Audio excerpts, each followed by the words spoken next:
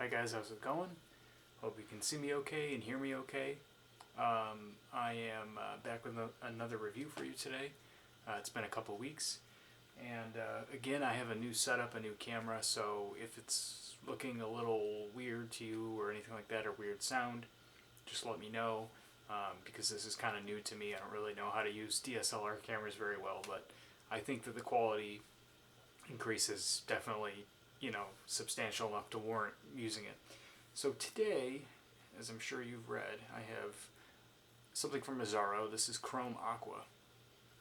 This came out this year, I believe, and I have a lot of different colognes that I've been wanting to review and trying to figure out what I was going to do next.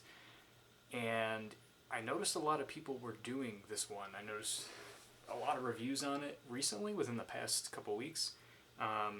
Especially because it's summer. But when I got it, I didn't realize how new it was or how popular it was. And if you go to Fragrantica, it seems to be doing pretty well. And if you guys have been in Fragrantica, those people are pretty tough, pretty picky, and opinionated on fragrances. So overall, the general consensus for this one seems to be pretty darn good. This is kind of like a fresh, kind of aquatic cologne. If you've watched any of my videos before, you will know that that is not my thing. In fact, that's probably my least favorite type of men's cologne. But regardless of that, I'm going to try to give it an honest review. I've worn it a few times here or there to test it and everything like that. And I will say that it is not too bad. I mean, for somebody who personally doesn't like, those kind of freshy kind of colognes, I kind of like it. I'll read the notes quick here, just again, because this is one where it'll help me kind of consolidate my thoughts, I guess. At the top, we have grapefruit, apple, and violet leaf. We have basil, mint, and aquatic notes for the heart. And for the base, we have vetiver and cypress. And the main thing, the top, the grapefruit and the apple, at times this does smell a little on the cheap side. It smells, when you spray it, like, oh, I've smelled that before kind of deal. But the grapefruit is nice at the top. It's a little sweet, but a little bitter, in a way that I kind of like a grapefruit to smell. And I've seen some people say it smells a little cheap to them. To me, it actually smells pretty authentic. It smells like a really pretty nice grapefruit smell. Again, if you don't like grapefruit, you might not like the opening because it's definitely strong on that. You're going to get a strong kind of bitter sort of grapefruit citrus smell. But to mix with that, you get green apple. And it's a nice, sweet green apple smell. In fact, I'm just going to spray this one right on my wrist just to kind of remind myself. So you are going to get, I hate to compare this to Acqua di Gio. You are going to get a Acqua di Gio vibe, but the beginning of this is, because this does smell a lot like Acqua di Gio's Acqua di Gio throughout. It has a very similar profile, I feel, but at the top, this is much better to me. That really kind of bitter citrus, bitter as in like kind of pungent in a bad way that I kind of get with Acqua di Gio.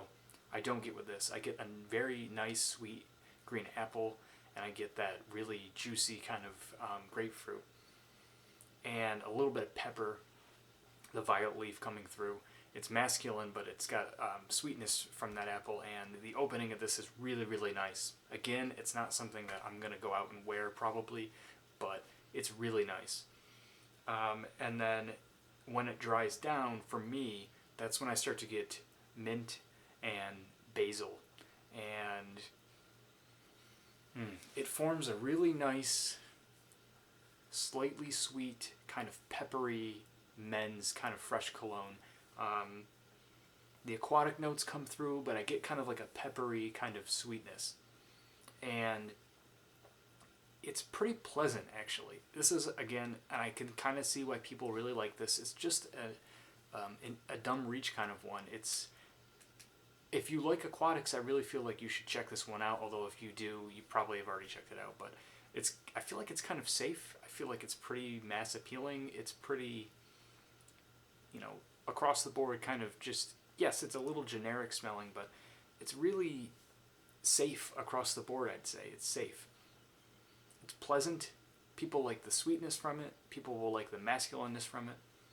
And even though at times the two of those kind of poke out more than the other, I still would say that it's a very well blended cologne overall. So I would say, for me, it lasts probably a good... It's not a powerhouse one for me, but I would say projection-wise, I get maybe 2 to 3 hours out of it, which really, from what I've been wearing lately, has been kind of in the good side, which I know is not that great, but it doesn't really project super, super well. It's an EDT, I believe, right? Let me check. Yes, it is.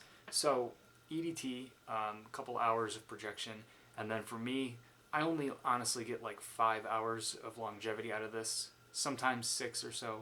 So the longevity is not amazing, but I don't really care because I don't really wear this one that much, so I'm not really worried about the performance aspect of this. If I put this on, it's just because, you know, I'm testing it, or just kind of like a what the hell, you know.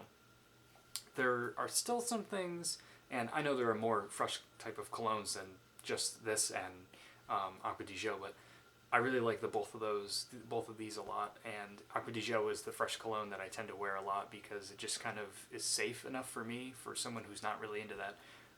This one has things that I definitely like a bit more, like the sweetness, I guess. And then when it dries down for the base, you'll almost get like...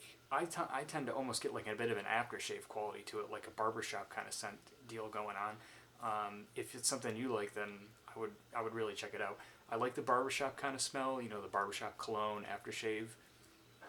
Not really getting it too much right now, but you know, I kind of like that smell, like that aftershave kind of vibe, and I tend to actually get that with this. So if you like that, check it out. So yeah. Not a ton to say about this one. It's, you know, honestly not one I'm going to be wearing, really, but I had to try it out because I had a sample of it, and you know what? It's not that bad. I've worn it a couple times, so I wouldn't buy a bottle of this, and I don't think I would buy a decant of this, but I'm not saying it's a bad cologne. It's just not for me.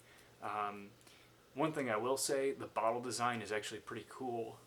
It's kind of rounded, angular, if that makes sense to you. It's kind of like a square bottle with the rounded edges, and it's kind of a... Well, it's the same color basically as this. It's like a nice teal color. The cap, I think, is white. So it's a pretty minimalist bottle, but that's what I like. I like those kind of cool minimalist bottles. Nothing really gaudy, you know, just it is what it is. So, yeah, so good summer cologne. Summer's kind of ending, unfortunately, but yeah, maybe you get some more uses out of it. Maybe you're interested in it. I still think it's a little expensive. I'm sorry, I don't know the exact price, but since it's newer, I don't think you're going to find this one too easily discounted, so that's something to worry about. If you're kind of on the fence with this one, then I would say I would probably skip it. See if you can get a sample somewhere, but I don't think I would run out and pick this up if you're not really into that. If you're into the fresh colognes, like I said already, you've probably already smelled it. But thanks for watching, guys. It's been a couple weeks again, but just a lot going on, trying to figure out what to do. I still have plenty more colognes on deck to smell, so hope you've all been good and smelling well. Let me know what you've been up to, what you've been wearing, and I'll see you at the next one. Bye.